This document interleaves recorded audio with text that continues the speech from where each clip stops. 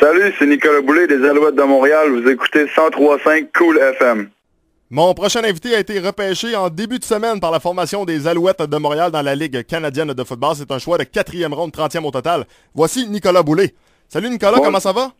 Oui, très bien, et vous? Oui, ça va bien Nicolas. Est-ce que tu avais rencontré les Alouettes avant le repêchage? Seulement au camp d'évaluation, on avait eu une bonne rencontre. Là, je pense qu'il y a quand même beaucoup de gens qui ont vu la vidéo de l'entrevue.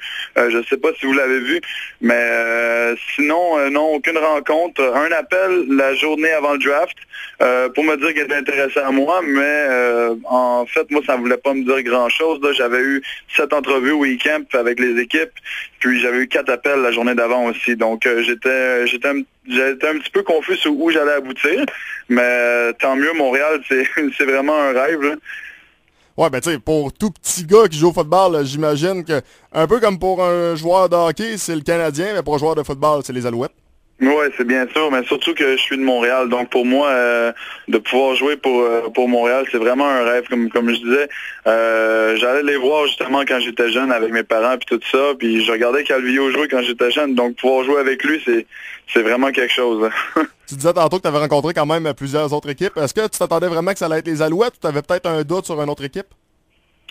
Non, j'avais eu beaucoup d'équipes qui étaient vraiment intéressées par mon style de jeu, dont Winnipeg, Saskatchewan et les BC Lions aussi, qui ont contacté mes coachs à plusieurs reprises, justement qui étaient vraiment intéressés par moi, dans le fond, au BC. Donc ça aurait été intéressant, mais c'est sûr que maintenant, avoir été drafté par les Alouettes, c'est sûr que c'était vraiment la meilleure option, là. Comment s'est passé un peu cette journée de repêchage? Raconte-nous, mettons, quand tu t'es levé le matin là, jusqu'à la soirée, il y a peut-être après que tu peux pas raconter, là, mais on s'imagine pourquoi. Non, c'est resté calme. Ah ouais? Bien sûr, nous autres, on était à Magog avec toute la famille. Une couple d'amis qui sont venus me rejoindre aussi, mais sinon, c'est sûr, le repêchage commençait à midi, donc c'était un déjeuner, puis j'essaie de faire passer le temps le plus possible, fait que j'ai tiré un petit peu d'arc.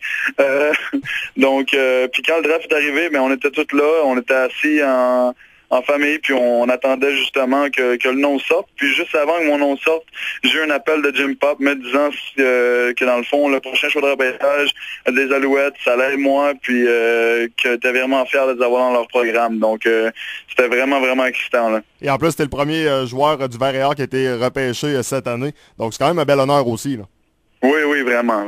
C'est vraiment le fun. C'est un petit peu décevant de voir on avait quand même du bon potentiel cette année, mais c'est bien sûr que c'est tout le temps le besoin des équipes et tout ça, mais on s'attend quand même à avoir des joueurs qui vont être signés après le draft. Là. Souvent, ce temps-ci, là, il y a beaucoup de joueurs qui se font signer justement là, donc ça regarde bien. Là. Tu évolues au poste de secondaire. Est-ce que tu as un idole ou un modèle que tu as toujours suivi? Moi, je pense souvent à Ray Lewis. Est-ce que c'en est un? Oui. Non, c'est sûr que c'est un gars, moi je l'adore. J'adore son type de leadership, la façon qu'il se conduit sur le terrain avec ses joueurs, tout ça. C'est sûr que ça a été un modèle pour moi. C'est un gars aussi qui travaille extrêmement fort.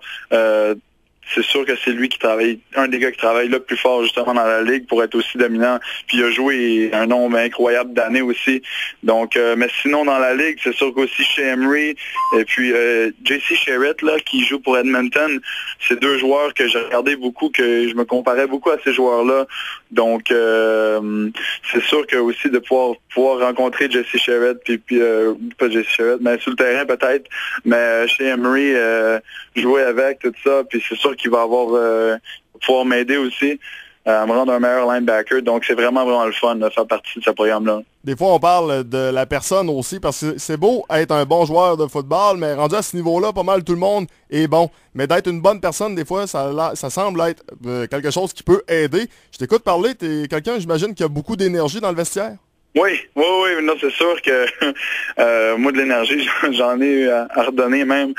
Mais je pense que ça va un petit peu avec tout ce qui est l'éthique de travail, tout ça. J'ai grandi en Caroline du Sud, donc j'ai eu du bon coaching. J'ai eu beaucoup de leadership justement à partir de mes coachs puis qui m'ont poussé puis vraiment ils m'ont montré à repousser mes limites puis tout ça. C'est sûr que c'est pas ma charpente qui m'a rendu dans la CFL, mais vraiment mon éthique de travail là, parce que à 5 pieds 11, 225 livres, c'est un bon poids. Mais c'est sûr que c'est pas... je suis pas Ray Lewis, là. J'ai lu quelque part que tu aimerais avoir un début de carrière à la Patrick Lavoie. J'imagine que ça veut dire de causer une surprise? Ben, c'est bien sûr que Patrick Lavoie a une carrière incroyable hein, avec les Alouettes. C'est sûr que moi aussi, dans mes objectifs personnels, c'est sûr que j'aimerais savoir du terrain à défensive, mais j'ai des bons vétérans devant de moi, c'est bien sûr. Mais les blessures, tu peux jamais prévoir ça. Donc, comme j'ai dit souvent, là, le malheur des autres, ça peut être le bonheur d'un autre. Donc, dans le fond, je vais être là, puis je vais travailler fort. Puis si l'opportunité se présente, ben, c'est sûr que je vais sauter dessus. Tantôt, tu parlais comme de quoi qu'il y a du monde en avant de toi. Si jamais on te permettait de te muter à une autre position défensive, est-ce qu'il y a quelque chose qui pourrait t'intéresser? Mais c'est sûr que ça va tout le temps être les besoins de l'équipe. S'ils m'ont besoin sur le terrain, c'est sûr que je vais m'adapter le mieux possible pour être un partant, là. Ça reste que c'est de la défensive. On arrête l'offensive puis on frappe. Ça reste ça le jeu quand même, là. Donc c'est sûr que oui. C'est sûr qu'aussi je vais vouloir grandir au sein d'une unité spéciale. Là. Ça passe par là vraiment. Il faut commencer en faisant ses preuves sur les unités spéciales. Comme le football universitaire canadien, c'est 3 essais, c'est le tiers de la game.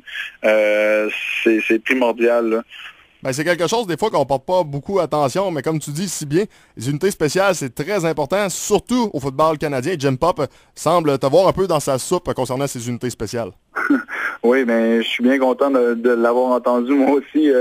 C'est le fun de, justement, rentrer dans un programme comme ça, puis qu'ils aient besoin de toi, parce que souvent, tu peux être vu comme un pion, puis c'est moins le fun, mais là, vraiment, que je fais partie de leur plan, c'est vraiment quelque chose. C'est vraiment le fun, puis je vais pas les décevoir, ça c'est sûr. Ben, de ce que je peux entendre et de ce que je peux surtout entendre aussi de la direction des Alouettes, on semble te considérer comme un projet et te monter tranquillement pas vite pour finalement devenir le joueur qu'on a repêché. Oui, ben je l'espère bien en tout cas. C'est sûr que, comme je dis, le travail est mis là. Que si le camp était pour commencer demain, je serais prêt. Donc je pense pas que c'est pas le mois qui reste qui va faire que je vais être un joueur dominant ou pas, mais parce que le travail a été mis déjà. C'est des années et des années d'entraînement, dans le fond, qui finalement je récolte les fruits de mon travail. Donc c'est juste ça, là. À quoi vont ressembler les prochaines semaines avant le camp d'entraînement? Ben là, j'ai le privilège d'aller rencontrer le coordinateur défensif pour me mettre un petit peu à jour justement sur le cahier de jeu. C'est quelque chose qui arrive vraiment pas souvent, surtout au niveau professionnel, là. D'avoir ce privilège-là. Donc, ça va être ça, mais ça reste l'entraînement, là. Vraiment, l'entraînement, c'est tous les jours, là. Aujourd'hui, j'ai une journée de congé, mais ça reste que c'est juste basé là-dessus, là. C'est, dans le fond, le dernier sprint avant que le camp commence, là, et la longue saison d'une vingtaine de games, ça va être différent que l'universitaire. Ça va être vraiment quelque chose s'adapter à ça. Le premier joueur que tu as hâte de côtoyer ou à qui tu as le plus hâte de jaser un petit peu? C'est bien sûr que Calvillo, c'est un petit peu une légende dans la CFL. C'est sûr que c'est un futur Hall of Fame aussi de la CFL. Puis comme je vous dis aussi chez Emery, c'est sûr que ce gars-là aussi travaillait vraiment fort. C'est un Canadien, c'est vraiment le fun. J'ai vraiment hâte justement de le côtoyer pour qu'il puisse m'aider dans mon développement personnel, là. Et juste comme ça, en terminant, moi j'aime ça savoir un peu ça. Il y en a plusieurs qui trouvent ça niaiseux, mais moi je porte beaucoup d'attention à ça. Ton numéro, est-ce que tu l'as choisi? Je l'ai pas choisi, non. C'est sûr que ça va être quelque chose à faire éventuellement, mais non, c'est pas ça n'a pas été choisi encore. C'est sûr que souvent les équipes ils t'en allouent un en partant, puis peut-être au fil des années, tu peux changer quand il y a plus de numéros disponibles. Mais non, j'ai pas vraiment pensé à un numéro encore. Ben, sur ça, Nicolas, merci d'avoir accepté mon invitation. Félicitations encore une fois pour ton repêchage.